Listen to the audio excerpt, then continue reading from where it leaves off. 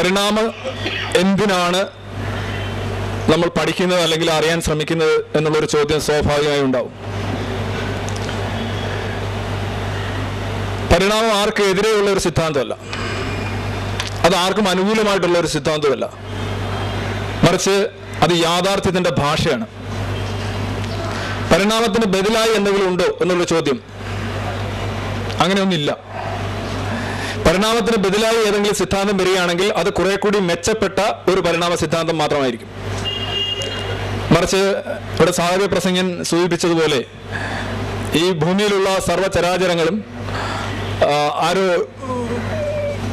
നെയ്യപ്പയും അല്ലെങ്കിൽ ഉണ്ടംപൊരിയും പരിപ്പുവടയൊക്കെ ഉണ്ടാക്കുന്നോണം ഉണ്ടാക്കി വെച്ചു എന്നുള്ള രീതിയിലുള്ള ഒരു കെട്ടുകഥ കൊണ്ട് നമുക്ക് ഒന്നും നേടാനാവില്ല, ഇരുട്ടുകൊണ്ട് ഓട്ടോ അടയ്ക്കാനാവില്ല എന്ന് പറയുന്നോണം. എന്നാൽ ഒരു കാര്യം ശരിയാ, ഉദാഹരണമായിട്ട് 15,000 വർഗ്ഗങ്ങളിൽപ്പെട്ട ചിത്രശലഭങ്ങൾ നമ്മുടെ കൂടെ ഉണ്ട്, ഈ ഭൂമിയിലുണ്ട്. ലക്ഷക്കണക്കിന് വിഭാഗത്തിൽപ്പെട്ട ഈച്ചകളുണ്ട്.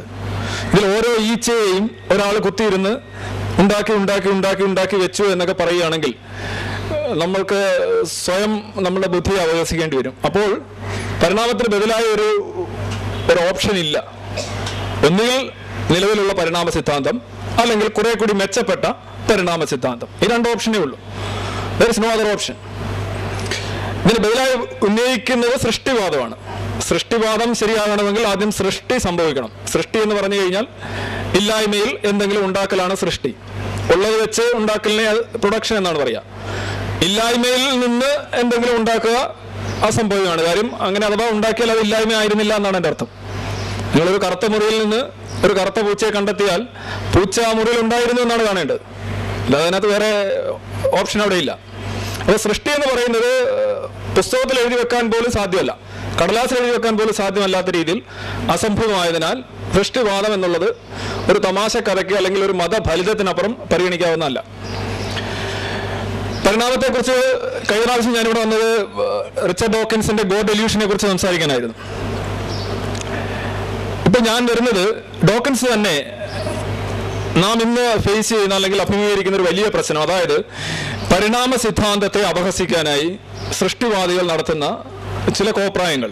ഞാൻ കോപ്രായങ്ങൾ എന്ന് പറയാൻ കാര്യം, ഒരു സൃഷ്ടിവാദി ആകാനുള്ള ഏറ്റവും അടിസ്ഥാന യോഗ്യത എന്ന് പറയുന്നത് പരിണാമ സിദ്ധാന്തത്തെക്കുറിച്ച് ഒന്നും അറിയാതിരിക്കുക എന്നുള്ളതാണ്. മറ്റുള്ളത് ഒരു ബയോളജി പുസ്തകം എടുത്തിട്ട് ഏതെങ്കിലും ഒരു അവയവം എങ്ങനെയാണ് പ്രവർത്തിക്കുന്നത് എന്ന് 2-3 പേജ് പരത്തി എഴുതി വെക്കുക, എന്നിട്ട് ചോദിക്കുക ഇത് തനിയെ പ്രവർത്തിക്കുമോ, ഇതെങ്ങനെ ഉണ്ടായി, ഇങ്ങനെയുള്ള ചോദ്യങ്ങൾ. ചോദ്യം ചോദിക്കുന്ന ആൾ മിടുക്കനാണ് എന്ന് പലർക്കൊരു ധാരണയുണ്ട്. ഞാൻ ആ ചോദ്യം ചോദിച്ചു, ഇത് എങ്ങനെ ഉണ്ടായി എന്നുള്ള ചോദ്യം ഞാൻ ചോദിച്ചു. പണ്ട് നമുക്കറിയാം ഇംഗ്ലീഷിൽ പല പദങ്ങളുണ്ട്, വാട്ട്, വെൻ, വെയർ, ഹൗ, ഇതൊക്കെ ചോദ്യത്തിന്റെ തുടക്കമുള്ള പദങ്ങളാണ്. പക്ഷെ അങ്ങനെ ചില പദങ്ങൾ ഒരു സെന്റൻസിൽ വരുന്നതുകൊണ്ട് അതൊരു അർത്ഥവത്തായ ചോദ്യം ആവണമെന്നില്ല. What is a smell of imagination എന്നൊരാളൊക്കെ ചോദിച്ചു കഴിഞ്ഞാൽ അത് വാചികമായ ഒരു ചോദ്യമാണ്, പക്ഷെ അതിനകത്ത് വലിയ കഥയില്ല. അതൊക്കെ വളരെ അബ്സ്ട്രാക്റ്റ് ആയിട്ടുള്ള ചോദ്യങ്ങളാണ്. വിറ്റ്ജൻസ്റ്റൈൻ്റെ ഒരു കഥ പറയുന്നുണ്ട്. പ്രശസ്തനായിട്ടുള്ള ജർമ്മൻ ശാസ്ത്രജ്ഞനായ വിറ്റ്ജൻസ്റ്റൈൻ ഒരിക്കൽ ആർമിയിൽ, കെട്ടുകഥയാണോ എന്ന് എനിക്കറിയില്ല, ആർമിയിൽ ചേരാനായിട്ട് ചെന്നപ്പോൾ അവിടുത്തെ ആർമി ബോർഡ് അദ്ദേഹത്തോട് ചോദിച്ചു, നിങ്ങൾ നിങ്ങളുടെ ജീവന് എന്ത് മൂല്യമാണ്, എന്ത് വിലയാണ് കൽപ്പിക്കുന്നതെന്ന് ചോദിച്ചു. അപ്പോൾ അദ്ദേഹം പറഞ്ഞു ഒരു $574 എന്ന് പറഞ്ഞു. അപ്പോൾ ബോർഡ് ആകെപ്പാടെ അന്തിച്ചു. അതെന്താണ് നിങ്ങൾ $574 എന്ന് പറയാൻ കാര്യം? എന്താ 575 ആയിക്കൂടെ, 1000 ആയിക്കൂടെ? അപ്പോൾ അദ്ദേഹം പറഞ്ഞ മറുപടി, ഞാൻ ഈ 574 പകരം വേറെ ഏത് സംഖ്യ പറഞ്ഞാലും നിങ്ങൾ ഇതേ ചോദ്യം എന്നോട് ചോദിക്കുമായിരുന്നു. അപ്പോൾ ഒരു ചോദ്യം ചോദിക്കുക എന്ന് പറയുന്നത് പലപ്പോഴും ഒരു ശീലത്തിന്റെ ഭാഗമാണ്.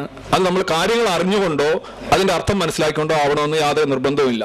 അതുകൊണ്ട് തന്നെ ചോദ്യം ചോദിക്കുക എന്ന് പറയുന്നത് കൊണ്ട് മാത്രമായില്ല, ആ ചോദ്യത്തിന് കഴിവുണ്ടായിരിക്കണം. റിച്ചർഡ് ഡോക്കിൻസിന്റെ 2009 പ്രശസ്തമായിട്ടുള്ള ഇവല്യൂഷനെ കുറിച്ചുള്ള പുസ്തകമാണ് the greatest show on earth, ഭൂമിയിലെ ഏറ്റവും മഹത്തായ ദൃശ്യവിസ്മയം എന്നാണ് അതിന്റെ പേര്. അദ്ദേഹം പറയുന്നു, ജൈവ പരിണാമമാണ് ഈ ഭൂമിയിൽ നടന്ന ഏറ്റവും മഹത്തായ ദൃശ്യവിസ്മയം. ഒരു ഏകകോശ ജീവിയിൽ നിന്ന് പരിണമിച്ച് സഹസ്ര കോടി കോശങ്ങളുള്ള ജീവികളായിട്ട് ഇന്ന് നമ്മൾ മാറിയിരിക്കുന്നു. പല പല ജീവികൾ, മനുഷ്യൻ ഉൾപ്പെടെയുള്ള ജീവികൾ. അവിടെ നടന്നതിനെയാണ് നമ്മൾ പരിണാമം എന്ന് പറയുന്നത്. ആ പരിണാമം, ജൈവ പരിണാമം, that is the greatest show on earth എന്നാണ് ഡോക്കൻസ് ഈ പുസ്തകത്തിലൂടെ പറയാൻ ശ്രമിക്കുന്നത്. ഈ പുസ്തകം പരിണാമം വിശദീകരിക്കുക എന്നുള്ളവരി പരിണാമത്തിനെതിരെയുള്ള അബദ്ധധാരണകളിലേക്ക് ഒരു കടന്നുകയറ്റം, അതിനെ പരിഹരിക്കുക, അതിനുള്ള വിശദീകരണം നൽകുക എന്നുള്ളതാണ് ഞാൻ ഇവിടെ നിന്ന് ശ്രമിക്കുന്നത്. അല്ലാതെ അടിസ്ഥാനപരമായി പരിണാമം എന്താ നമുക്കെല്ലാം അറിയാം. ഒരു ഏകകോശ ജീവിയിൽ നിന്ന് വികസിതമായി പരിണമിച്ച് ഇന്നുള്ള ഓറഞ്ചും ആപ്പിളും പക്ഷിയും മൃഗവും കുറുക്കനും നരിയും ബാക്ടീരിയയും വൈറസും ഒക്കെ എങ്ങനെ ഉണ്ടായി എന്ന് വിവരിക്കുന്ന ശാസ്ത്രമാണ് പരിണാമശാസ്ത്രം. അത് എങ്ങനെയാണെന്ന് നമുക്കൊരു ധാരണയുണ്ട്. ഇനി ഇത് സംബന്ധിച്ചുള്ള അടിസ്ഥാന സങ്കേതങ്ങളിലേക്ക് നമുക്ക് കടന്നു ചെല്ലാം. The fact of our own existence is almost too surprising to bear. So is the fact that we are surrounded by a rich ecosystem of animals that more or less closely resemble us, by plants that resemble us a little less and on which we ultimately depend for our nourishment, and by bacteria that resemble our remoter ancestors and to which we shall all return in decay when our time is past. Darwin was way ahead of his time in understanding the magnitude of the problem of our existence, as well as in tumbling to its solution. Dawkins തന്റെ പുസ്തകത്തെക്കുറിച്ച് വിശദീകരിക്കുകയായിരുന്നു. നമുക്കത് വിടാം. നിങ്ങൾ പരിണാമം അംഗീകരിക്കുന്നില്ലെങ്കിൽ, പരിണാമശാസ്ത്രം അംഗീകരിക്കുന്നില്ലെങ്കിൽ, നിങ്ങൾ മറിച്ച് നിങ്ങളുടെ option ഉള്ളത് മനുഷ്യനെ മണ്ണ് കുഴച്ച് ഉണ്ടാക്കുക, അതിനകത്ത് ഊതിക്കയറ്റുക, അങ്ങനെയൊക്കെയുള്ള കഥകളാണ്, തമാശ കഥകളാണ്. അത് വിടുക. പക്ഷെ മാത്രമല്ല, ബൈബിൾ പ്രകാരം അല്ലെങ്കിൽ സെമറ്റിക് ലിറ്ററേച്ചർ പ്രകാരം ഈ ഭൂമി ഉണ്ടായിട്ട് 10,000-ൽ താഴെ വർഷം ആയിട്ടുള്ളൂ. കുറെ കൂടെ എക്സാക്റ്റ് ആയിട്ട് പറയുകയാണെങ്കിൽ 6,000-ൽ താഴെ വർഷം മാത്രമേ ആയിട്ടുള്ളൂ. ഇന്ന് നോഹയുടെ പെട്ടകത്തിന്റെ അവശിഷ്ടങ്ങൾ കിടക്കുന്നു എന്ന് പറഞ്ഞ് ഫോട്ടോ എടുത്ത് ഇന്റർനെറ്റിൽ കൊടുക്കുന്ന അണ്ണന്മാരുള്ള ലോകമാണ്. ചാൾസ് ഡാർവിൻ ഗാലപ്പഗോസ് ഐലൻഡിലേക്ക് പര്യവേഷണം നടത്തിയത് നിങ്ങൾക്കറിയാമോ എന്ന് എനിക്കറിയില്ല. നോഹയുടെ പെട്ടകത്തിന്റെ അവശിഷ്ടങ്ങൾ തേടിയാണ് അദ്ദേഹം പോയത്. അദ്ദേഹം ഒരു തിയോളജിസ്റ്റ് ആയിരുന്നു. അദ്ദേഹത്തിന് സയൻസിൽ യാതൊരു ഡിഗ്രിയും ഇല്ലായിരുന്നു. അദ്ദേഹത്തിന് താല്പര്യം മാത്രമായിരുന്നു ഉണ്ടായിരുന്നത്. ഈ താല്പര്യം എന്ന് പറയുന്നത് that is everything. You need not be a scientist to be scientific, and to be a scientist doesn't mean that you are scientific. നമുക്കറിയാം, ഇന്നിപ്പോ രഥം വലിക്കാനും തുലാഭാരം നടത്താനും ഒക്കെ ശാസ്ത്രജ്ഞന്മാർ പോകുന്ന കാലമാണ് അല്ലേ? ISROയിൽ തുമ്പയിൽ ഒരു റോക്കറ്റ് വിക്ഷേപിക്കുന്ന ദിവസങ്ങളിൽ തിരുവനന്തപുരത്ത് കൊച്ചു തേങ്ങ കിട്ടാനല്ലാത്ത അവസ്ഥ, അത്രയ്ക്ക് ആളുകൾ ഇത് പൊട്ടിക്കാനായിട്ട് പോകുന്നു എന്നാണ് പറയുന്നത്. അപ്പം അങ്ങനെ ഒരു അവസ്ഥയിലാണ് ഞാൻ ഡാർവിൻ്റെ ശാസ്ത്രബോധത്തെ കുറിച്ച് പറഞ്ഞത്. നിങ്ങൾക്ക് ശാസ്ത്രബോധം ഉണ്ടാകാനായിട്ട് ശാസ്ത്രജ്ഞനാകേണ്ട കാര്യമില്ല. ശാസ്ത്രജ്ഞനായതുകൊണ്ട് ശാസ്ത്രബോധം ഉണ്ടാകണമെന്ന് യാതൊരു നിർബന്ധവും. പരിണാമം നിഷേധിക്കുന്നവരാണെങ്കിൽ നിങ്ങൾ ആകെ കാണേണ്ടത് ലോകത്തിന്റെ ചരിത്രം എന്ന് പറയുന്നത് 6000 വർഷം എന്നാണ്. മൊത്തം 6000 വർഷമാണ് ലോകത്തിന്റെ ചരിത്രമെങ്കിൽ 5000 വർഷങ്ങൾ BC 5000 വർഷങ്ങളിലൊക്കെ നിലനിന്ന ഈജിപ്ഷ്യൻ സിവിലൈസേഷനെ കുറിച്ച് നിങ്ങൾക്ക് പഠിക്കേണ്ട കാര്യമില്ല. നിങ്ങളൊരു ബൈബിൾ വിശ്വാസിയാണെങ്കിൽ, ഒരു ഖുർആൻ വിശ്വാസിയാണെങ്കിൽ നിങ്ങൾ ചരിത്രം ഐച്ഛിക വിഷയമായിട്ട് എടുക്കുന്നത് വളരെ നന്നായിരിക്കും. കാര്യം നിങ്ങൾ വേറെ ഒന്നും പഠിക്കാനില്ല. കാര്യം പഴയ കാര്യങ്ങളൊന്നും നിങ്ങൾക്ക് പഠിക്കാനില്ല. 6000 വർഷം കഴിഞ്ഞ് ഇങ്ങോട്ടുള്ള കാര്യങ്ങൾ പഠിച്ചാൽ മതി. അത് തന്നെ വലിയൊരു നേട്ടമായിട്ട് മാറും. റോമാ സാമ്രാജ്യം നിലനിന്നില്ല, 2000 വർഷങ്ങൾക്ക് മുമ്പുള്ള റോമാ സാമ്രാജ്യം നിലനിന്നില്ല എന്നൊരാൾ പറയുകയാണെന്ന് ഇരിക്കട്ടെ. പറയുകയാണ് റോമാ സാമ്രാജ്യം എന്നൊന്നും ഉണ്ടായിരുന്നില്ല. നമുക്ക് നോക്കുമ്പോൾ റോമാ സാമ്രാജ്യം നമ്മുടെ മുന്നിൽ ഇല്ല. പക്ഷെ റോമാ സാമ്രാജ്യം ഇവിടെ നിലനിന്നു എന്നുള്ളതിന്റെ തെളിവുകൾ ഒരുപക്ഷെ ഞാൻ ഇന്ന് നിൽക്കുന്ന സ്ഥലം കുഴിച്ചു നോക്കിയാൽ ഒരു റോമൻ നാണയം കണ്ടെത്തിയെന്നിരിക്കും. അവരെഴുതിയിട്ടുള്ള അവരുടെ സാഹിത്യങ്ങൾ, അവരുടെ കൃതികൾ, അവരുടെ ഭാഷയിൽ, ഇംഗ്ലീഷ് ഭാഷയിൽ എത്രയോ റോമൻ പദങ്ങളാണുള്ളത്, ലാറ്റിൻ പദങ്ങളാണുള്ളത്. നമ്മളുടെ മുഴുവൻ ആചാരങ്ങളിലും അനുഷ്ഠാനങ്ങളിലൊക്കെ എത്രയോ റോമൻ സ്വാധീനം ലോകമെമ്പാടും ഇങ്ങനെ വാരി വിതറപ്പെട്ടിട്ടുണ്ട്. പക്ഷെ ഒരാൾ പറയാണ് റോമാക്കാർ ഒരിക്കലും ഉണ്ടായിട്ടില്ല, റോമ സാമ്രാജ്യം ഒരിക്കലും ഉണ്ടായിട്ടില്ല. എത്ര അപഹാസ്യമായിരിക്കും അത്. അതിന് തുല്യമാണ് പരിണാമം സംഭവിച്ചിട്ടില്ല എന്ന് പറയുന്ന ഒരാളുടെ മനസ്ഥിതി. നിങ്ങൾക്കറിയാം 1859 ഒറിജിൻ ഓഫ് സ്പീഷീസ്. വാലസിനും ഡാർവിനും ഒരേ സമയം തോന്നിയ ഒരു ആശയമെങ്കിലും ഡാർവിനാണ് അത് ലോക പ്രശസ്തമാക്കിയത്. അതിന് ശേഷം ഒരിക്കലും ലോകം it was never the same after that, as simple as that. ഒരിക്കലും സമാനമായിരുന്നില്ല, അല്ലെങ്കിൽ അതുപോലെ ആയിരുന്നില്ല. റിച്ചർഡ് ഡോക്കിൻസ് പരിണാമശാസ്ത്രത്തിന്റെ നിലയിൽ ഇന്ന് ലോകത്ത് നിങ്ങൾ ലണ്ടൻ തെരുവീതികളിലൂടെ നടന്നു പോകുന്ന ഒരു കൊച്ചുകുട്ടിയോട് ചോദിച്ചു നോക്കുക, അല്ലെങ്കിൽ കുട്ടികളോട് ചോദിച്ചു നോക്കുക, ഇന്ന് ചാൾസ് ഡാർവിന്റെ ഏറ്റവും ശക്തനായ വക്താവ് ആരാണെന്ന് ചോദിച്ചു കഴിഞ്ഞാൽ 10 പേരിൽ 9 പേരും പറയും റിച്ചർഡ് ഡോക്കിൻസ് ആണെന്ന്. അത്രയ്ക്ക് കൃത്യമായും വ്യക്തമായും ഡാർവിനിസത്തെ പ്രതിരോധിക്കുന്ന വ്യക്തിയാണ് Richard Dawkins. Is also known as the Darwin's റോട്ടീല.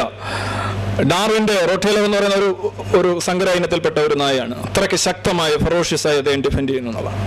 അദ്ദേഹത്തെക്കാൾ കൂടുതൽ കോൺട്രിബ്യൂഷൻ ഇതിനകത്ത് നടത്തിയിട്ടുള്ള മറ്റ് സയന്റിസ്റ്റുകൾക്ക് ഒരു അസൂയ ഉണ്ടാക്കുന്ന രീതിയിൽ ഡോക്കിൻസ് ഡാർവിനിസം പ്രതിരോധിക്കുന്നു. എങ്ങനെയാണ് പരിണാമം സംഭവിക്കുന്നത്? ഞാൻ പറയുന്നു, നമ്മൾക്ക് ബാക്ടീരിയകളുമായി ബന്ധമുണ്ട്, ഓറഞ്ചുമായി ബന്ധമുണ്ട്, ആപ്പിളുമായി മരച്ചീനിയുമായി ബന്ധമുണ്ട് എന്ന് പറയുമ്പോൾ ഇതെന്ത് ബന്ധം എന്ന് നമ്മൾക്ക് ആദ്യം തോന്നും.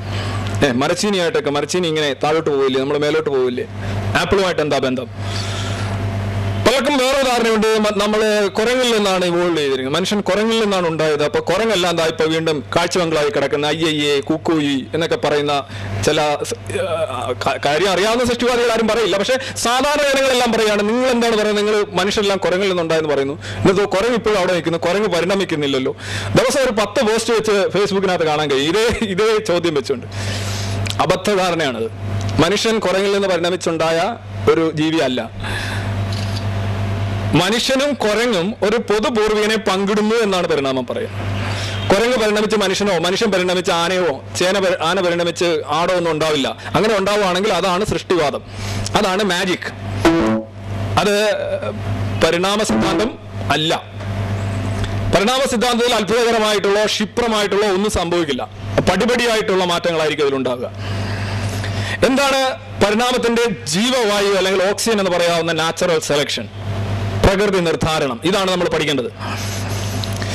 പ്രകൃതി നിർദ്ധാരണം എന്ന് പറയുമ്പോൾ പലരും കരുതും ജീവികളെ എല്ലാം പ്രകൃതി എന്ന് പറയുന്ന ഒരു ശക്തി അപ്പോൾ വരുവാണ്. അവിടെ ഒരു ശക്തി ഇരുന്ന് കൺട്രോൾ ചെയ്ത് പല പല സാധനങ്ങളാക്കി മാറ്റുന്നു. ഇതാണ് ചിലർക്ക് പെട്ടെന്നുണ്ടാകുന്ന ഒരു ഇംപ്രഷൻ. ഇത് വരാൻ കാര്യം എന്താണെന്ന് പറഞ്ഞു കഴിഞ്ഞാൽ നമുക്കൊരു ശക്തി വിശ്വാസമുണ്ട്. മനുഷ്യൻ ചിമ്പൻസി പോലെയുള്ള ജീവികൾക്കുണ്ടായിരുന്ന മസ്തിഷ്കം പരിണമിച്ചാണ് നമ്മുടെ മസ്തിഷ്കം ഉണ്ടായിട്ടുള്ളത്. അപ്പോൾ സ്വാഭാവികമായും നമ്മുടെ മസ്തിഷ്കത്തെ സംബന്ധിച്ചൊരു പ്രശ്നമുണ്ട്. ഏതെങ്കിലും ഒരു രൂപം അല്ലെങ്കിൽ ഒരു ഘടന അല്ലെങ്കിൽ ഒരു സത്ത ഇല്ലെന്നുണ്ടെങ്കിൽ നമുക്കൊരു കാര്യം നിർദ്ധരിക്കാൻ സാധിക്കില്ല. ഇപ്പൊ രൂപരഹിതമായ ഒന്ന് എന്ന് പറഞ്ഞു കഴിഞ്ഞാൽ നമുക്ക് പിടിയിട്ടില്ല. നമ്മൾ വെറുതെ ചുമ്മാതെ ബ്ലാ ബ്ലാ അടിച്ചുകൊണ്ടിരിക്കാന്നല്ല, നമുക്കൊരു ധാരണയില്ല അതിനെക്കുറിച്ച്. പക്ഷേ നേരെ തിരിച്ചാണ് എന്തെങ്കിലും ഒരു ശക്തിയിലേക്കോ ഒരു രൂപത്തിലേക്കോ കാര്യങ്ങൾ കൊണ്ടുവരികയാണെങ്കിൽ, ഒരു കൊച്ചുകുട്ടിയെ ഒരു മേശമേൽ ചെന്ന് തട്ടുമ്പോൾ അവന് വേദനിക്കുന്നു, അവൻ ചിണുങ്ങി കരഞ്ഞുകൊണ്ട് പോകുന്നു. അപ്പൊ നമ്മൾ പറയുന്നത് മോനെ കരയാതെ, ഒന്നും പറ്റില്ല, നീ പോട്ടെ പോട്ടെ എന്നൊക്കെ പറഞ്ഞാലും അവൻ കരച്ചിൽ നിർത്തുന്നില്ല. പക്ഷേ പെട്ടെന്ന് തന്നെ നമ്മൾ ചെന്ന് മേശയുടെ മേളിൽ ചെന്ന് 2 അടി, നീ എന്ത് പരിപാടിയാണ് കാണിച്ചെന്ന് പറഞ്ഞ് മേശയ്ക്ക് 2 അടി കൊടുക്കാമെങ്കിൽ കുട്ടി തിരിഞ്ഞു നോക്കിയിട്ട് അവന്റെ മുഖത്തൊരു വല്ലാത്ത ആശ്വാസം വരും. അവൻ പിന്നെ കരയുന്നില്ല. കാര്യം എന്താണ്? ഈ മേശയ്ക്കുള്ളിലുള്ള ആരോ ഒരാൾ അല്ലെങ്കിൽ എന്തോ ഒന്ന്, ഒരു ശക്തി, ഒരു രൂപം, എന്തോ ഒരു സാധനം, അതാണ് തന്നെ മർദ്ദിച്ചത് അല്ലെങ്കിൽ ഉപദ്രവിച്ചതെന്ന് ഈ കുട്ടി പെട്ടെന്ന് അങ്ങ് ധരിക്കും. ഇത് നമ്മുടെ മസ്തിഷ്കത്തിന്റെ പ്രശ്നമാണ്. ഇങ്ങനെയാണ് ആകാശത്തിന്റെ മേളിൽ ഇരുന്ന് ഓരോരുത്തർ പുസ്തകം ഇറക്കുന്നെന്നും, മഴ പെയ്യാനായിട്ട് ഓരോരുത്തർ ദേവതകൾ വേറെ എന്തോ ചെയ്യുന്നെന്നും, കാട്ടുതീ ഉണ്ടാക്കാനായിട്ട് ആരാണ്ട് ലൈറ്റ് ബോക്സ് കത്തിക്കുന്നെന്നും ഒക്കെ ഇങ്ങനെ ഈ രൂപങ്ങളും ഘടനകളും നമുക്ക് ഉണ്ടാക്കാനായിട്ട് വല്ലാത്തൊരു അദമ്യമായിട്ടുള്ള ഒരു ത്വര നമ്മുടെ മസ്തിഷ്കത്തിനുണ്ട്. അത് മറ്റൊന്നും കൊണ്ടല്ല, അങ്ങനെ ഒരു രൂപമോ ഒരു ഘടനയോ ഉണ്ടാക്കിയില്ലെങ്കിൽ നമുക്ക് സാധനം പ്രോസസ്സ് ചെയ്യാൻ പറ്റില്ല. അത്രേ ഉള്ളൂ. അതുകൊണ്ട് നമ്മളിപ്പോ മേഘത്തിൽ നമ്മുടെ മുത്തച്ഛനെ കാണാൻ കഴിയും. ഇരുമ്പ് വരുന്ന തിരമാലകൾക്ക് പിന്നിൽ ആരോ ഇങ്ങനെ തള്ളി കൊടുക്കുന്നതായിട്ട് നമുക്ക് പെട്ടെന്ന് ഭാവനയിൽ കാണാൻ കഴിയും. ഇതാണ് എസൻഷ്യലിസം അഥവാ സത്താവാദം എന്ന് പറയുന്നത്. ഈ സത്താവാദത്തിന്റെ തൊഴുത്തിൽ പറഞ്ഞതാണ് നമ്മളുടെ എല്ലാ മതസങ്കല്പങ്ങളും. ഒരു വ്യക്തി, ഒരു ശക്തി, ഒരാള്, ഒരു സാധനം, ഇങ്ങനെയുള്ള അത് പ്രാഥമികമായ പ്രാകൃതമായ യുക്തിവാദമാണ്. അത് പെട്ടെന്ന് ഒരാൾക്ക് തോന്നുന്ന ഒരു കാര്യമാണ്. ആരെയും നമുക്ക് പെട്ടെന്ന് വേണമെങ്കിൽ ഒരു കുഴിയിൽ തള്ളിയിടാമെന്ന് പറയുന്നോണം.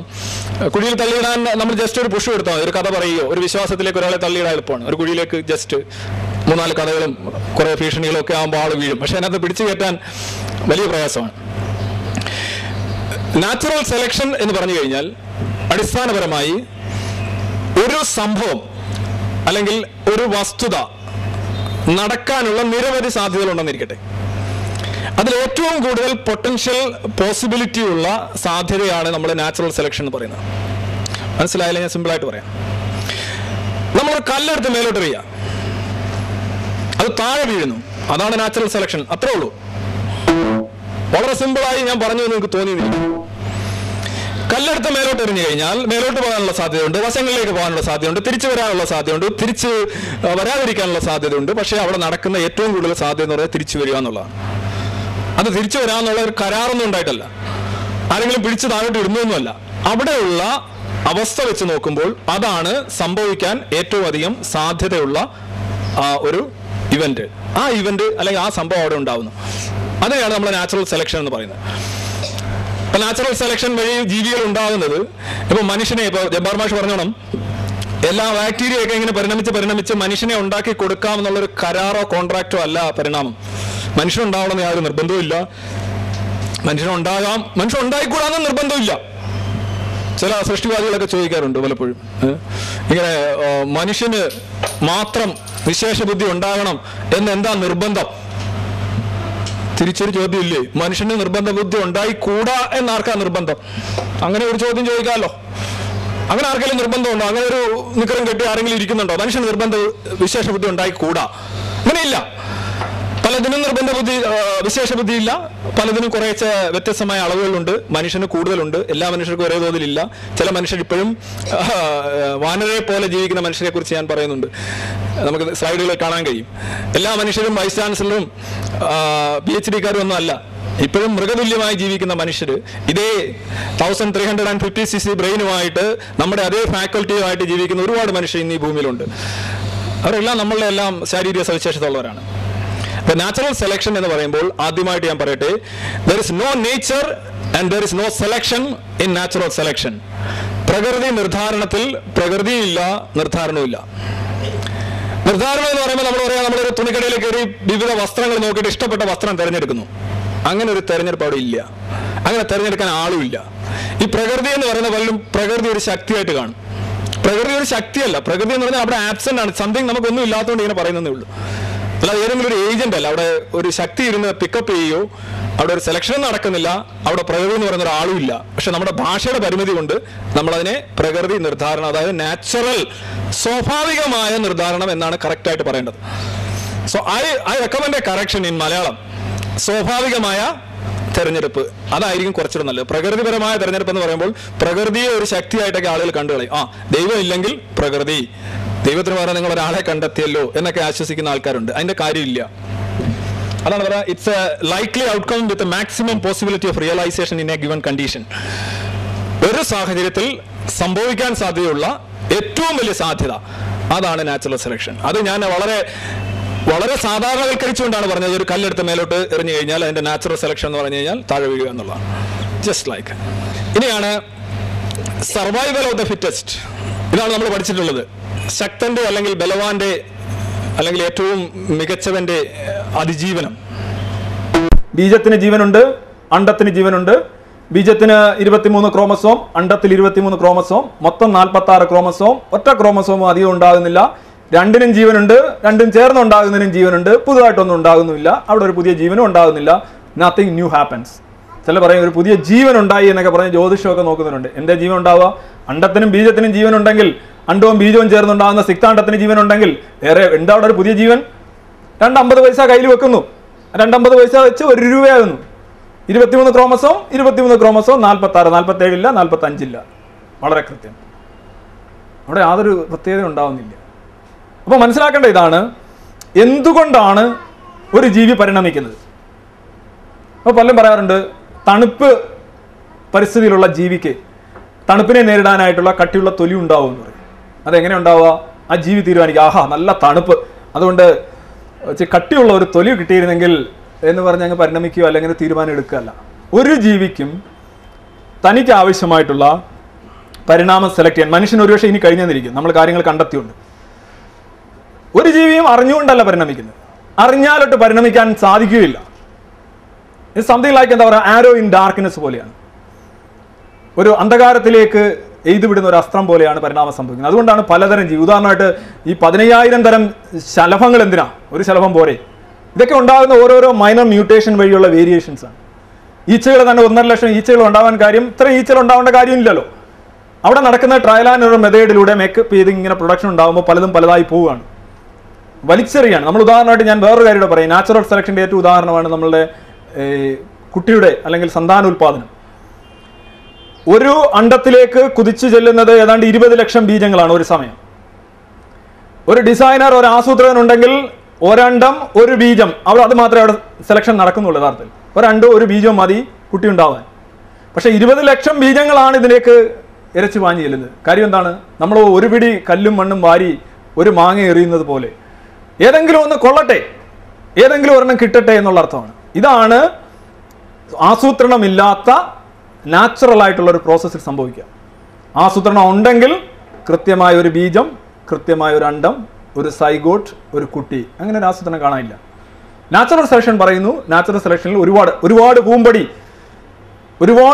ഇങ്ങനെ എന്തിനാണ് ആവശ്യമുള്ളതിൻ്റെ 100 ഇരട്ടി പൂമ്പടി വരെ ഉൽപ്പാദിപ്പിക്കുന്ന ചെടികളുണ്ട്. എന്തുകൊണ്ടാണ്? Natural selection. കാര്യം ഏതെങ്കിലും ഒരെണ്ണം അതിനനുസരിച്ച് ആ ഓവർ പ്രൊഡക്ഷനെ നേച്ചർ എന്ന് പറയുമ്പോൾ പ്രകൃതി എന്ന് പറയുന്ന ഒരു ശക്തിയല്ല, ഓവർ പ്രൊഡക്ഷൻ പ്രോത്സാഹിപ്പിക്കപ്പെടുകയാണ് നാച്ചുറലായിട്ട്. അതുകൊണ്ടാണ് പൂമ്പടി കൂടുന്നതും അതുപോലെ തന്നെ ബീജങ്ങൾ കൂടുന്നതും ഒക്കെ ഇതുകൊണ്ടാണ്. ഒരു നാച്ചുറൽ സെലക്ഷൻ പ്രോസസ്സ് വരുന്നതുകൊണ്ടാണ് അങ്ങനെ സംഭവിക്കുന്നത്. ഇനി ഒരു ജീവിക്കും പരിണമിക്കുന്നത് എങ്ങനെയാണ്, പരിണമിക്കണോ എന്നുള്ള കാര്യത്തിൽ യാതൊരു തീർച്ച ഉണ്ടാവില്ല എന്ന് ഞാൻ പറഞ്ഞു. അതോടൊപ്പം തന്നെ പരിണാമം എന്ന് പറയുന്നത് ദിശയില്ലാത്ത ഒന്നാണ്. എല്ലാ ജീവികളെയും കൊണ്ടുവന്ന് മനുഷ്യരാക്കാം, മൃഗങ്ങളാക്കാം, മാമൽസ് ആക്കാം എന്നുള്ള അല്ല പരിണാമം. പലരുടെയും ഒരു ധാരണയുണ്ട്, ആദ്യമൊക്കെ സസ്യങ്ങളുണ്ടായി, പിന്നെ ജന്തുക്കളുണ്ടായി. അങ്ങനെയല്ല. ആദ്യം ഉണ്ടായത് 350 കോടി വർഷങ്ങൾക്ക് മുമ്പ് സയനോര ബാക്ടീരിയ എന്ന് പറയുന്ന ബാക്ടീരിയകളാണ് ആദ്യം ഉണ്ടായത്. ഈ ബാക്ടീരിയകൾ ഏതാണ്ട് 250 വർഷം ഭൂമി തകർത്ത് അവർ മാത്രമായിരുന്നു അധിവസിച്ചത്. 250 കോടി വർഷം. അതിനുശേഷമാണ് ഏതാണ്ട് 150 കോടി വർഷം പിന്നോട്ട് പോകുമ്പോഴാണ് നമ്മൾ വേറെ എന്തെങ്കിലും വ്യത്യസ്തമായിട്ടുള്ള ബഹുകോശ ജീവികളെ കണ്ടുപിടുന്നത്. പിന്നീട് അത് കഴിഞ്ഞ് ടൈലോബ്രൈറ്റുകളുടെ കാലം വരുന്നു. കേംബ്രിയൻ എക്സ്പ്ലോഷൻ എന്ന് പറഞ്ഞാൽ ഒരുപക്ഷെ ഭൂമിയിലെ ഇപ്പോഴുള്ള ഫൈലങ്ങളിൽ മിക്കവയും കണ്ടെത്താൻ കഴിഞ്ഞ ഒരു 4-5 കോടി വർഷമാണ്, 1-2 വർഷമല്ല. കേംബ്രിയൻ എക്സ്പ്ലോഷൻ എന്ന് പറയുമ്പോൾ പലരും പറയും, അതൊരു പോയിന്റിൽ എല്ലാം കൂടെ വന്നതാണെന്ന്. എല്ലാം കൂടെ അല്ല, 5 കോടി വർഷമാണത്. 5 കോടി വർഷമാണ് എക്സ്പ്ലോഷൻ എന്ന് പറയുന്നത്. കാര്യം 500 കോടി വർഷത്തെ അല്ലെങ്കിൽ 450 കോടി വർഷത്തെ കണക്ക് പറയുമ്പോൾ 5 കോടി വർഷം കൊണ്ട് സംഭവിച്ചതിനെ നമ്മളൊരു എക്സ്പ്ലോഷൻ എന്ന് പറയും കമ്പാരിറ്റീവ്ലി. അല്ലാതെ കേംബ്രിയൻ എക്സ്പ്ലോഷൻ എന്ന് പറഞ്ഞാൽ ഒരു സുപ്രഭാതത്തിൽ എല്ലാ ജീവികളും വന്നു എന്നല്ല അർത്ഥം. ജീവികൾ വന്നിട്ടാണ് ശരിക്കും സസ്യങ്ങൾ വരുന്നത്. നമ്മൾ ഈവൻ പായൽ പോലെയുള്ള സസ്യങ്ങൾ പോലും ഇവിടെ ജീവികൾ ഉണ്ടായതിനു ശേഷം ഉണ്ടായതാണ്. നമ്മൾ കാണുന്ന പല സസ്യങ്ങൾക്കും നമ്മളെ പല ജീവികളെക്കാളും പ്രായവും ചരിത്രവും കുറവാണെന്നുള്ളതാണ്. അപ്പോൾ ആദ്യം ജീവിയെ ഉണ്ടാക്കുകയോ അല്ലെങ്കിൽ ആദ്യം സസ്യത്തെ ഉണ്ടാക്കുകയോ അങ്ങനെ ഒരു അടിസ്ഥാനപരമായ ഘട്ടം ഘട്ടമായിട്ടൊന്നുമല്ല പരിണാമം പോകും. ഇറ്റ് ഈസ് സംതിങ് ലൈക്ക് ഞാൻ പറഞ്ഞു, അന്ധമാണ്. It is without direction, it is blind and it is without purpose. ഒരു ജീവിയെ ഉണ്ടായിക്കഴിഞ്ഞാൽ അതിനെ നിലനിർത്തുക എന്നുള്ള യാതൊരു ഉപാധിയില്ല. ഇപ്പോൾ മതവാദം അനുസരിച്ച് ഏതെങ്കിലും ഒരു ജീവി ഉണ്ടാകുകയാണെങ്കിൽ അത് അവൻ്റെ തീരുമാനമാണ്. ആ തീരുമാനം അന്യൂനമായിരിക്കണം. പക്ഷെ നമുക്കറിയാം, വംശനാശം സംഭവിച്ച ഒരുപാട് ജീവികളുടെ ശവപ്പറമ്പാണ് ഈ ഭൂമി എന്ന് പറയുന്നത്. ഡൈനസോറുകൾ ഉൾപ്പെടെയുള്ള എത്രയോ ജീവികൾ വംശനാശം സംഭവിച്ചു പോയിക്കൊണ്ടിരിക്കുന്നു. എത്രയോ ജീവികൾ വംശനാശ ഭീഷണി നേരിടുന്നു. ഇനിയും ഇത് സംഭവിക്കും. കാര്യം വെച്ചെന്താണ്? അർഹതയുള്ളതിൻ്റെ മാത്രം അതിജീവനമെന്ന് ഡാർവിൻ വിഭാവന ചെയ്ത ആ സങ്കല്പം അനുസരിച്ച് നിലനിൽക്കാത്തപ്പോൾ വീണുപോകും. അങ്ങനെ വീണുപോകുന്ന ശരിക്കും പ്രൊഡക്ഷൻ അല്ലെങ്കിൽ ഇതൊരു പെർഫെക്ഷൻ ആയിട്ടുള്ള സൃഷ്ടിയാണെങ്കിൽ അങ്ങനെ വീഴില്ല. കാര്യം അവൻ്റെ ആസൂത്രണത്തിലും അവൻ്റെ സൃഷ്ടിയിലും, സൃഷ്ടി എന്ന് പറഞ്ഞാൽ അങ്ങനെ സങ്കല്പിച്ചാൽ അതിന് ന്യൂനത ഉണ്ടാവില്ല. ആരും അവനെല്ലാം അറിയുന്നവനാണ്, അവൻ സർവശക്തനാണ്. പക്ഷെ അങ്ങനെയല്ല സംഭവിക്കുന്നത്. ദിനോസോർ പോലെയുള്ള ജീവികൾ, അതുപോലെ എത്രയോ ജീവികൾ, ലക്ഷക്കണക്കിന് കോടിക്കണക്കിന് ജീവികൾ ഇന്നില്ല. അതിൻ്റെ അർത്ഥം ഏതെങ്കിലും ജീവിയെ സംരക്ഷിക്കാമെന്നുള്ള ഒരു കരാറും പരിണാമത്തിലില്ല. മനുഷ്യനെ സംരക്ഷിക്കാമെന്നുള്ള കരാറും ഇല്ല. പക്ഷെ മനുഷ്യൻ സ്വയം സംരക്ഷിക്കുന്നു, അവൻ്റെ ബുദ്ധിയുണ്ട്. ഒരുപാട് ജീവികൾ ഇത്രയും ബുദ്ധിയില്ലാതെ സുഖമായി സംരക്ഷിക്കപ്പെട്ടു പോകും. ഇനി മറ്റു ചിലർ പറയാറുണ്ട്, ചില ജീവികൾ വളരെ സിമ്പിളാണ്, ചില ജീവികൾ വളരെ കോംപ്ലക്സ് ആണ്. സിമ്പിളായിട്ടുള്ള ജീവികളെല്ലാം കുറഞ്ഞ പരിണാമത്തിൽ കുറഞ്ഞ അവസ്ഥയിലാണ്, കോംപ്ലക്സ് ആയിട്ടുള്ളവ കൂടിയ അവസ്ഥയിലാണ്. അതിനകത്ത് യാതൊരു അർത്ഥവുമില്ല. സിമ്പിൾ കോംപ്ലക്സ് എന്ന് പറയുന്നത് നമ്മളുടെ ദൃഷ്ടിയിൽ നോക്കുമ്പോൾ കാണുന്നതാണ്. ചില ജീവികൾ കുറെ കൂടെ മോഡേൺ ആണ്, ചില ജീവികൾ കുറെ കൂടെ പ്രാകൃതമാണെന്ന് പറയാറുണ്ട്. അതും തെറ്റാണ്. ഉദാഹരണമായിട്ട് കുതിരയുടെ കുളമ്പും മനുഷ്യന്റെ പാദവും എടുത്തു നോക്കുക. ഇതിൽ നമ്മൾ കാണാൻ കഴിയും മനുഷ്യന്റെ പാദമാണ് കുതിരയുടെ കുളമ്പിനേക്കാൾ പ്രാചീനം. കാര്യം 5 വിരലുള്ള നമ്മുടെ പാദം ഉണ്ടായ ഒരുപാട് ശേഷമാണ് കുതിരയുടെ കുളമ്പുണ്ടായത്. പക്ഷേ കുതിരയ്ക്കും ശേഷമാണ് ചേർത്തിൽ മനുഷ്യനുണ്ടാകുന്നത്. അപ്പോൾ മനുഷ്യന്റെ കാലിൻ്റെ പണി പണ്ടേ തീർന്നിരുന്നു. അത് പല പല ജീവികളിലൂടെ നമുക്ക് കിട്ടുമ്പോൾ നമുക്കിരിക്കുന്ന ഒരു പ്രാചീനമായ കാലിൻ്റെ ഡിസൈനാണ് നമുക്കിരിക്കുന്നത്. അത് നമ്മളെക്കാൾ എത്രയോ പ്രാചീനമായിട്ടുള്ള കുതിരയേക്കാൾ അല്ലെ കുതിരയുടെ കുളമ്പിനേക്കാൾ പ്രാചീനമാണ്. നിങ്ങൾക്ക് മനസ്സിലാവുന്നുണ്ടറിയില്ല. ഒരു ജീവി മൊത്തത്തിൽ പ്രാചീനമാണോ നിർബന്ധമില്ല. ആ ജീവിയുടെ മൂക്ക് പ്രാചീനമായിരിക്കും, ചിലപ്പോൾ നാക്ക് മോഡേൺ ആയിരിക്കും, ചിലപ്പോൾ കൈ എന്ന് പറയുന്നത് പ്രാചീനമായിരിക്കും. ഇതൊരു കോമ്പിനേഷനാണ്. നമ്മളുടെ ഓരോ അവയവങ്ങളും ഓരോരോ റൂട്ടിൽ നിന്ന് വരുന്നതാണ്. അങ്ങനെയാണ് പരിണാമത്തിൽ നമുക്കത് മോളിക്കുലർ ബയോളജിയിൽ നമ്മളിപ്പം വളരെ വ്യക്തമായിട്ട് കാണുന്നുണ്ട്. ഇത് ആക്ച്വലി ഒരു കമ്പാക്ട് പ്രൊഡക്ഷൻ അല്ല. എല്ലാം അസംബിൾ ചെയ്ത എല്ലാ പാർട്ടും ഒരേ ചരിത്രമുള്ളവയല്ല. നമ്മുടെ ഓരോ അവയവത്തിനും വ്യത്യസ്ത ചരിത്രം തന്നെയാണുള്ളത്. അങ്ങനെ ഒരു പീസ് മീലായിട്ടാണ് നമ്മൾ ജോയിൻ ചെയ്തിട്ടുള്ളത്. ഇനി ഞാൻ മറ്റൊന്ന് പറഞ്ഞോളാം, മനുഷ്യനും കുരങ്ങനുമായിട്ടുള്ളത്. മനുഷ്യൻ വന്നത് കുരങ്ങനിൽ നിന്നാണെന്ന് പണ്ടേ പലരും വിശ്വസിക്കുന്നു. മനുഷ്യൻ വന്നത് കുരങ്ങനിൽ നിന്നാണെങ്കിൽ അത് മനസ്സിലാക്കേണ്ടത് എങ്ങനെയാണ്? നിങ്ങളൊരു ആൽമരം സങ്കല്പിക്കുക. ഒരു ആൽമരത്തിൻ്റെ വേര്, അതിൻ്റെ തടിത്തണ്ട്, അതിൻ്റെ ശിഖരങ്ങൾ, അതിൻ്റെ ശാഖകൾ, ശാഖോപശാഖകൾ, ചുള്ളിക്കമ്പുകൾ, ഇലകൾ, അങ്ങനെ അറ്റത്ത് നിൽക്കുന്ന ഒരു ഇലയാണ് മനുഷ്യനെങ്കിൽ അതിൻ്റെ ഇപ്പുറത്തോട്ട് നിൽക്കുന്ന വേറൊരു ഇലയാണ് ചിമ്പൻസി എങ്കിൽ, വേറൊരു ഇലയാണ് ഒട്ടാവുറങ്ങെങ്കിൽ, വേറൊരു ഇലയാണ് ഗിബണെങ്കിൽ, മനുഷ്യനും ചിമ്പൻസിയുമായിട്ടല്ല ബന്ധം, മനുഷ്യനും അതിൻ്റെ ആ ഇലകൾ പുറപ്പെടുന്ന തടിയുമായിട്ടാണ് ബന്ധം. ആ ചുള്ളിക്കമ്പുമായിട്ടാണ്. ആ ചുള്ളിക്കമ്പ് വന്ന് ഒരു ഉപശാഖയിൽ വരുന്നു, ആ ഉപശാഖ വന്ന് ഒരു ശാഖയിൽ വരുന്നു, ആ ശാഖ വന്ന് തണ്ടിലേക്ക് വരുന്നു, തണ്ട് വന്ന് വേരിലേക്ക് വരുന്നു. ഇങ്ങനെയാണ് പരിണാമം പോകുന്നത്. അതായത് ഈ വേരിൽ എല്ലാ ജീവികളും ബന്ധപ്പെട്ടിരിക്കുന്നു. എല്ലാ ജീവികളും ഈ വേരിൽ, ആദ്യത്തെ ജീവൻ, ആദ്യത്തെ ഏകകോശ ജീവി. പരിണാമം ഒരിക്കലും ജീവനെ എങ്ങനെ ഉണ്ടായി എന്ന് പറയുന്ന ശാസ്ത്രമല്ല. ഞാൻ വീണ്ടും പറയട്ടെ, പരിണാമം ജീവൻ എങ്ങനെ ഉണ്ടായി എന്ന് പറയുന്നത് കെമിസ്ട്രിയാണ്, പരിണാമം എന്ന് പറയുന്നത് ബയോളജിയാണ്. That's A difference. ചിലർ പറയും പരിണാമത്തിൻ്റെ ക്ലാസ്സിലൊക്കെ വന്നിരുന്നുകൊണ്ട് ചോദിക്കുന്നുണ്ട് എങ്ങനെയാണ് ജീവൻ ഉണ്ടായത്, അത് പറ. വിഷയങ്ങൾ തമ്മിൽ പോലും വേർതിരിച്ചറിയാൻ കഴിയാത്ത ഒരവസ്ഥയിൽ നിന്നാണ് അത്തരം ചോദ്യങ്ങൾ ഉണ്ടാകുന്നത്. അപ്പം ഈ വേരെന്ന് പറയുന്നത് ആദ്യത്തെ ജീവി. ആ ജീവിയിൽ നിന്ന് വലുതായി തണ്ട് തടിയായി. ആദ്യം വലിയ വേരിയേഷൻ ഒന്നുമില്ല, തടിയിൽ വേരിയേഷൻ കുറവാണ്. പിന്നെ ഇങ്ങോട്ട് വരുമ്പോൾ വലിയ വലിയ രീതിയിലുള്ള ചെറിയ ചെറിയ ശിഖരങ്ങൾ, വേരിയേഷൻ കൂടുന്നു വരുന്നു. എന്നിട്ട് ഓരോ ശിഖരങ്ങളിൽ നിന്നും ഭിന്ന ഭിന്ന ശിഖരങ്ങൾ, ഉപശാഖകൾ, ശാഖോപശാഖകൾ, ഇലകൾ. ആ ഇലയായിട്ട് നമ്മളിങ്ങനെ നാടിക്കൊണ്ടിരിക്കുകയാണ്. Homo sapiens sapiens. നമ്മുടെ അടുത്ത് വേറെ സാധനങ്ങളുണ്ട്. അപ്പോൾ നമ്മൾ വരുന്നത് ശരിക്കും ഈ വേരിൽ നിന്നാണ്. കുരങ്ങൻ വരുന്നതും ഈ വേരിൽ നിന്നാണ്. ആപ്പിൾ വരുന്നതും ഈ വേരിൽ നിന്നാണ്. ഓറഞ്ച് വരുന്നതും ഈ വേരിൽ നിന്നാണ്. വൈറസും ഈ വേരിൽ നിന്നാണ്. വേരിൽ നിന്ന് അത്ര അകലെ അല്ല വൈറസ്, അവിടെ തന്നെ ഉണ്ട്, വേരിൽ തന്നെ ഉണ്ട്. ബാക്ടീരിയയും വേരിനോട് അടുപ്പിച്ചുണ്ട്. നമ്മളൊക്കെ ഇങ്ങനെ പൊയ്ക്കൊണ്ടിരിക്കുന്നു. ഇതാണ് വൈവിധ്യം, വേരിയേഷൻ. വേരിയേഷൻ എന്ന് പറയുന്ന ഒറ്റ കാര്യം മതി പരിണാമം സത്യമാണെന്ന് മനസ്സിലാക്കുക. ബൗണ്ട്ലെസ് വേരിയേഷൻ, അസംഖ്യമായിട്ടുള്ള വൈവിധ്യം. അതാണ് ഏറ്റവും പരിണാമത്തിൻ്റെ ഏറ്റവും ഒരു പൊട്ടക്കണ്ണന് പോലും നോക്കിയാൽ തിരിച്ചറിയാവുന്ന ഒരു കാര്യം. അപ്പോൾ പറഞ്ഞ കാര്യം ഇതാണ്, മനുഷ്യനും കുരങ്ങനും ഒരു പൊതു പൂർവികനെ പങ്കിടുന്നു. മനുഷ്യൻ കുരങ്ങിൽ നിന്നല്ല വന്നത്, കുരങ്ങൻ മനുഷ്യനിൽ നിന്ന് അല്ല വന്നത്. ഒരു കുരങ്ങനും മനുഷ്യനെ പ്രസവിക്കുകയില്ല. ഒരു കുരങ്ങൻ മനുഷ്യനെ പ്രസവിച്ചു കഴിഞ്ഞാൽ അന്ന് സൃഷ്ടിവാദം കൈയടിച്ച് പാസ്സാക്കാം. അതാണ് സൃഷ്ടിവാദം. കുരങ്ങൻ മനുഷ്യനെ പ്രസവിച്ചു, അത് സൃഷ്ടിവാദമാണ്, അത് മാജിക്കാണ്. പരിണാമത്തിൽ അങ്ങനെ സംഭവിക്കില്ല. കുരങ്ങൻ എപ്പോഴും കുരങ്ങനെ തന്നെ പ്രസവിക്കും, മനുഷ്യൻ എപ്പോഴും മനുഷ്യനെ തന്നെ പ്രസവിക്കും. പിന്നെ എങ്ങനെയാണ് വേരിയേഷൻ ഉണ്ടാകുന്നതെന്ന് നമ്മൾ കാണുന്നു. It is not the strongest of the species that survives, nor the most intelligent that survives. It is the one the most adaptable to change. ഒരു ജീവിയുടെ ശക്തി, നമ്മളൊരു ആന ശക്തനാണ്, പക്ഷെ ആന ഒരു പാറ്റയെ പോലെ ശക്തനല്ല പരിണാമം വരുമ്പോൾ. പരിണാമത്തിൻ്റെ ശക്തിയും മികവും കാണുന്നത് ഒരു ജീവിക്ക് അതിജീവിക്കാനുള്ള കഴിവിനെ ആധാരമാക്കിയാണ്. വളരെ സിമ്പിളായിട്ടുള്ള ജീവികളും നിസ്സാരമായി അതിജീവിക്കും. അപ്പോൾ ഡൈനസോറിന് അതിജീവിക്കാൻ കഴിഞ്ഞില്ല, കാര്യം അതിൻ്റെ സങ്കീർണത കൊണ്ടാണ്. അപ്പോൾ ശക്തിയും ബുദ്ധിയും ഒന്നും അല്ല പരിണാമത്തിൽ അതിജീവിക്കാനായിട്ടുള്ള മാനദണ്ഡം. മറിച്ച് ഒരു നിലവിലുള്ള സാഹചര്യത്തിൽ അതിനെന്തുമാത്രം അതിജീവിക്കാൻ കഴിയുന്നു, ആ ഒരൊറ്റ കാര്യത്തെ ആസ്പദമാക്കിയാണ് പരിണാമം സംഭവിക്കുന്നത്. അല്ലെങ്കിൽ പരിണാമത്തിൽ ജീവികൾ മുന്നോട്ട് പോകുന്നു. അല്ലാതെ ഷർട്ടും സ്യൂട്ടും ഇട്ട ആൾ അതിജീവിക്കുന്നോ, ശക്തനായിട്ടുള്ള ആൾ അതിജീവിക്കുന്നോ, ബുദ്ധിയുള്ള ആൾ അതിജീവിക്കുന്നോ, അങ്ങനെ ഒരു നിയമവും ഇല്ല. പലപ്പോഴും വളരെ നിസ്സാരമായിട്ടുള്ള ജീവികളായിരിക്കും അതിജീവിക്കുക. സങ്കീർണമായിട്ടുള്ള ജീവികൾ നശിച്ചു പോകും. സങ്കീർണമായതുകൊണ്ട് അത് അതിജീവിക്കണമെന്ന് അതിജീവിച്ചു കൂടായെന്നുമില്ല. അങ്ങനെയുണ്ട്.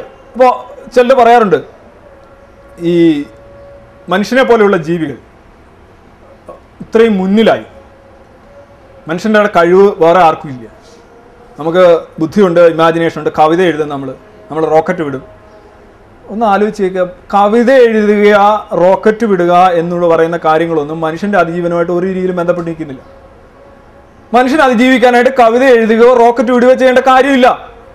കവിത എഴുതി റോക്കറ്റ് വിട്ടു എന്ന് പറഞ്ഞാൽ അതിജീവിക്കാതിരിക്കുകയില്ല എന്ന് പറഞ്ഞാൽ it's almost inconsequential to the route of evolution that we develop different skills. നമ്മൾ ഇത്തരം സ്കില്ലുകൾ ഉണ്ടാക്കുന്നത് കൊണ്ട് അവർ മറ്റു ജീവികൾ ഇതേ സ്കില്ലുകളൊന്നും ഉണ്ടാക്കാതെ തന്നെ ജീവിക്കുന്നു. ഉണ്ടാക്കിയാൽ നല്ലത്, ചിലപ്പോൾ നമുക്ക് നന്നായിട്ട് വരും, നമുക്ക് തന്നെ നമ്മുടെ റേസിനെ പ്രൊട്ടക്ട് ചെയ്യാൻ സാധിക്കും. നമ്മൾ എന്തെങ്കിലും സ്കിൽ ഡെവലപ്പ്, കുതിരയ്ക്ക് അത് സാധിക്കുന്നില്ല, അതുകൊണ്ട് കുതിര താഴ്ന്ന ശ്രേണിയിലാണ്. അല്ലെങ്കിൽ നായക്ക് അത് സാധിക്കുന്നില്ല, നായ താഴ്ന്ന ശ്രേണിയിലാണ്. മനുഷ്യന് സാധിക്കും, മനുഷ്യൻ ഉയർന്ന ശ്രേണിയിലാണ്. അതല്ല, ഒരു ഗിവൺ കണ്ടീഷനിൽ ആ ജീവിക്ക് അതിജീവിക്കാൻ കഴിയുന്നുണ്ടോ? അതാണ് പരിണാമത്തിൻ്റെ ടെസ്റ്റ്. വെള്ളത്തിൽ കൊണ്ടിട്ടാൽ മുങ്ങിപ്പോകുന്നു മനുഷ്യർ. എന്താ കാര്യം? വെള്ളത്തിൽ അതിജീവിക്കാൻ കഴിയുന്നില്ല. ഒരു തവളയ്ക്ക് വെള്ളത്തിലും കരയിലും അതിജീവിക്കാൻ കഴിയുന്നുണ്ട്. പക്ഷെ മനുഷ്യന് ചിലപ്പോൾ ലാർജ് ഹാഡ്രോൺ കൊളൈഡറിനെ കുറിച്ച് എസ്സേ എഴുതാൻ കഴിയുന്നുണ്ട്, പക്ഷെ ആ വെള്ളത്തിൽ വീണാൽ മുങ്ങിപ്പോകുന്നു. എന്താ കാര്യം? ഇപ്പോൾ ഒരു പരുന്തിന് കിലോമീറ്ററുകൾ താഴെയുള്ള കോഴിക്കുഞ്ഞിനെ വളരെ കൃത്യമായിട്ട് ഒപ്പിയെടുക്കാൻ സാധിക്കുന്നുണ്ട്. അതിൻ്റെ ഐസൈറ്റ്.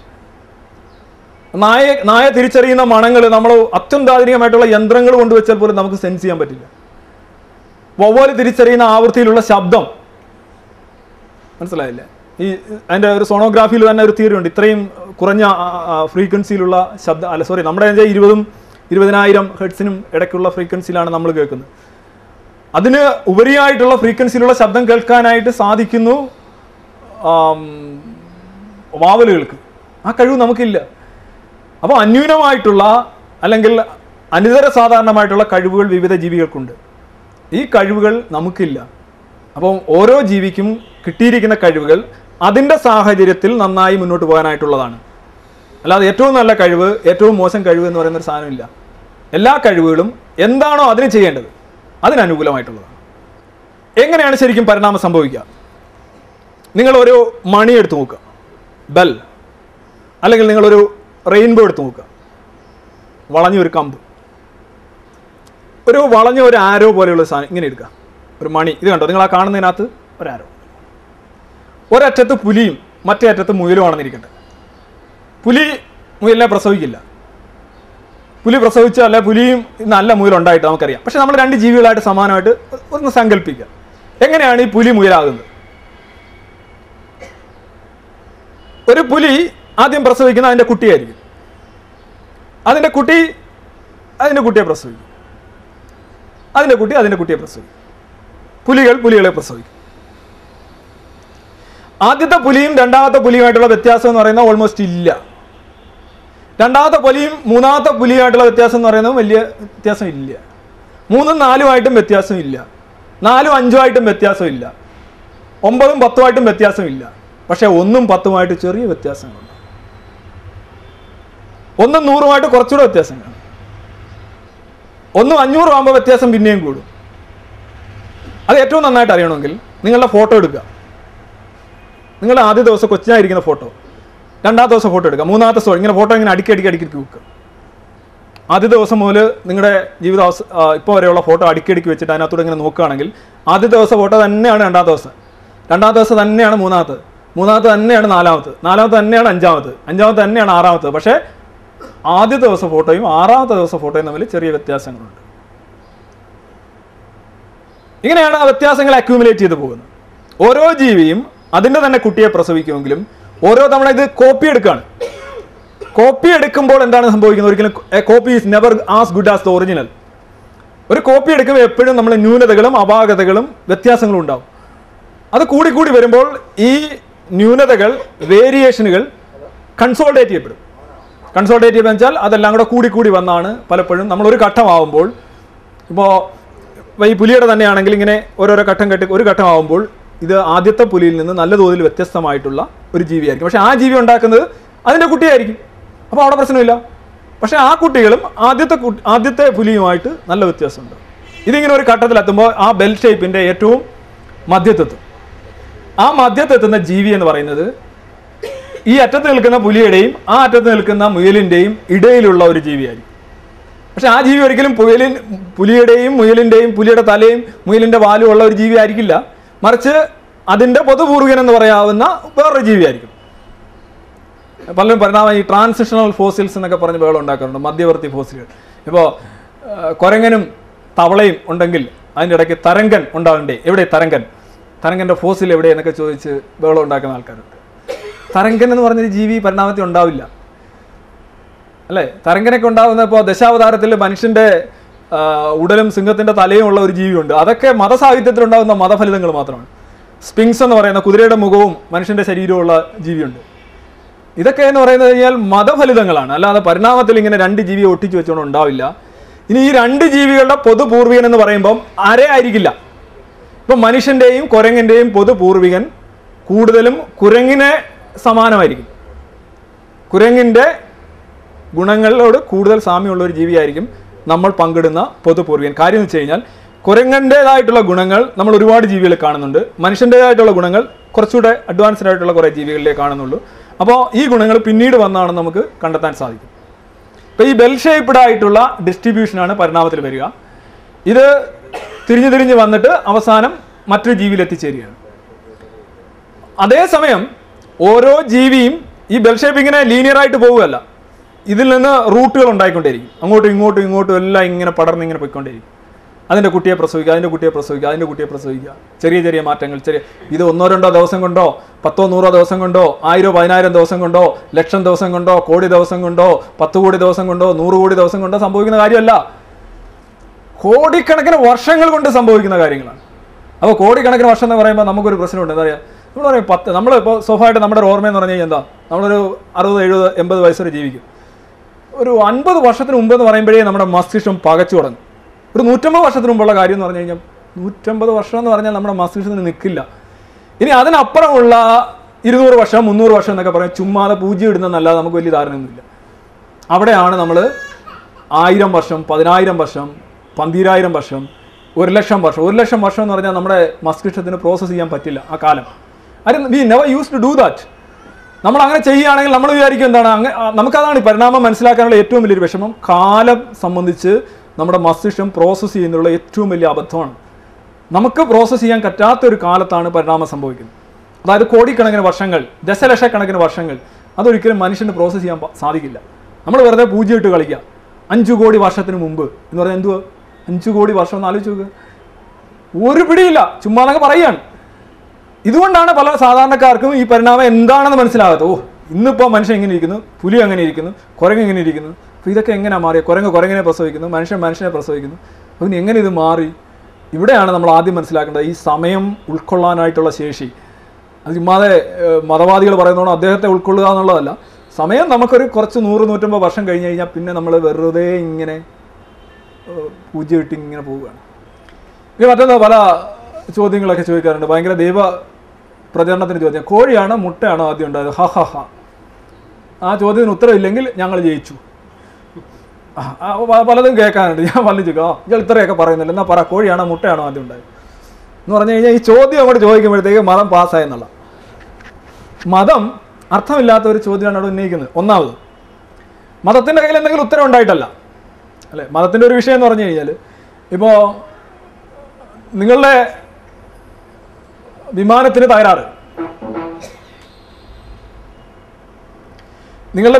തകരാറ്, അതുകൊണ്ടെന്താണ് ഞങ്ങളുടെ കാളവണ്ടി ശരിയാണ്. നിങ്ങളുടെ വിമാനത്തിന് എന്തെങ്കിലും ന്യൂനതകളോ പരിക്കുകളോ എന്തെങ്കിലും ഉണ്ടെങ്കിൽ ഞങ്ങളുടെ കാളവണ്ടി ഉടനെ ശരിയായി. മതം എന്ന് പറഞ്ഞാൽ മനുഷ്യനൊപ്പം എത്താനായിട്ട് കഴിയാതെ കിതയ്ക്കുന്ന ഒരു കാളവണ്ടിയാണ്. മതത്തിനും പരിണാമശാസ്ത്രത്തിനെതിരെ യാതൊരു രീതിയിലുള്ള ഒപ്പോസിഷനും ഉണ്ടാക്കാനായിട്ടുള്ള ശേഷിയില്ല. പിന്നെ പലരും ഉത്തരങ്ങൾ കിട്ടുന്നില്ല എന്ന് കണ്ട് പെട്ടെന്ന് ഇതിനകത്തോട്ട് ചാടി വീഴുന്ന ആൾക്കാരുണ്ട്. ഉത്തരങ്ങൾ കിട്ടുക എന്ന് പറയുമ്പോൾ നമ്മൾ അന്വേഷിക്കൂടെ വേണം. ഇപ്പോൾ നിങ്ങളൊരു വനത്തിൽ ചെന്ന് കഴിഞ്ഞാൽ വഴി അറിയാതെ ബുദ്ധിമുട്ടുക, നിങ്ങൾ ആദ്യം കാണുന്ന കൊക്കയിലേക്ക് എടുത്തങ്ങ് ചാടുമോ? ഇല്ലല്ലോ, അവിടെ ഇരുന്ന് മെല്ലെ വഴി കണ്ടെത്തും. ഇങ്ങനെ ആദ്യം കൊക്കയിലേക്ക് എടുത്ത് ചാടുന്നവരാണ് ഈ മതത്തിലേക്ക് എടുത്ത് ചാടുന്നത്. അതിനകത്ത് ഇങ്ങനെ താഴോട്ട് പോകുന്നതനുസരിച്ച് ഇരുട്ട് കൂടി വരും, ഇരുട്ട് കൂടുന്നതനുസരിച്ച് എല്ലാം സുഖകരമായിട്ട് വരും. പരിണാമ സിദ്ധാന്തം അറിയാമെങ്കിൽ മുട്ടയോ കോഴിയോ എന്നുള്ള പ്രശ്നം ഉദിക്കുന്നില്ല. കാര്യം നമ്മൾ ആദ്യം വന്ന ബാക്ടീരിയയിൽ നിന്നാണ്. നിസ്സാരമായി, ഇത് മദ്രസ ചോദ്യമാണ്. നമ്മൾ ആദ്യം വന്ന ബാക്ടീരിയയിൽ നിന്നാണെങ്കിൽ അതിൽ നിന്ന് ബഹുകോശ ജീവികൾ ഉണ്ടായെങ്കിൽ കോഴിയുടെ പതിപ്പെടുക്കാനായിട്ടാണ്, കോഴിയുടെ സിക്താണ്ഡമാണ് മുട്ട. ഫെർട്ടിലൈസേഷന് ശേഷമുള്ള എഗ്ഗാണ് മുട്ട. ഈ മുട്ട എന്ന് പറഞ്ഞാൽ കോഴിയുടെ പതിപ്പാണ്. കോഴിയുടെ പതിപ്പെടുക്കണമെങ്കിൽ കോഴി ഉണ്ടാവണം എന്നുള്ള ആരും ആംശമില്ല. പക്ഷെ കോഴി ഉണ്ടാവാൻ ഒരു കോഴി തന്നെ വേണമെന്ന് നിർബന്ധമില്ല. അതാണ് പരിണാമം. കോഴി ഉണ്ടായത് വേറൊരു കോഴിയിൽ നിന്നായിരിക്കാം. പക്ഷെ ആ കോഴികൾ ഇങ്ങനെ പുറകോട്ട് പോകുമ്പോൾ കോഴിയോട് സമാനതകൾ ഉണ്ടെങ്കിലും ശരിക്കും കോഴിയല്ലാത്ത ഒരു ജീവിയിൽ നിന്നാണ് ആദ്യത്തെ കോഴി ഉണ്ടായത്. വീണ്ടും പുറകോട്ട് പോകുമ്പോൾ കോഴിയിനോട് സമാനതകൾ വളരെ കുറഞ്ഞ ജീവികളിൽ നിന്നാണ് കോഴിയോട് സമാനതകൾ കുറച്ചുള്ള ഒരു ജീവി ഉണ്ടായത്. വീണ്ടും പുറകോട്ട് പോകുമ്പോൾ കോഴി അല്ലാത്തതും കോഴിയോട് സമാനതകൾ തീരെ ഇല്ലാത്തതുമായ ഒരു ജീവിയിൽ നിന്ന് കോഴിയോട് കുറച്ച് സമാനതയുള്ള ഒരു ജീവി ഉണ്ടായി. വീണ്ടും പുറകോട്ട് പോകുമ്പോൾ ഒരു പറവ പോലും അല്ലാത്തൊരു ജീവിയിൽ നിന്ന് പറക്കാൻ ശേഷിയുള്ള കോഴിയോട് സമാനതയുള്ള ഒരു ജീവി ഉണ്ടായി. വീണ്ടും പുറകോട്ട് പോകുമ്പോൾ നമ്മൾ അതല്ലാത്ത ജീവികൾ ഉരകങ്ങളിലേക്ക്, വീണ്ടും പുറകോട്ട് പോകുമ്പോൾ നമ്മൾ മത്സ്യങ്ങളിലേക്ക്, സമുദ്രജീവികളിലേക്ക്, വീണ്ടും പുറകോട്ട് പോകുമ്പോൾ നമ്മൾ ബാക്ടീരിയകളിലേക്ക് എത്തും. അപ്പോൾ ബാക്ടീരിയകൾ അങ്ങനെ ആദ്യത്തെ ജീവനിലേക്ക് വരും. അപ്പോൾ കോഴിയാണോ മുട്ടയാണോ ആദ്യം ഉണ്ടായതെന്ന് ചോദിച്ചു കഴിഞ്ഞാൽ കോഴി ഉണ്ടായേ പറ്റും. കോഴി മുട്ട ഉണ്ടാവണമെങ്കിൽ കോഴി ഉണ്ടാകണം. പക്ഷേ കോഴി ഉണ്ടാകണമെന്ന് വേറൊരു കോഴി തന്നെ ആവണമെന്ന് നിർബന്ധമില്ല പുറകോട്ട് പോകുമ്പോൾ. ഇതൊരു ലൈനാണ്.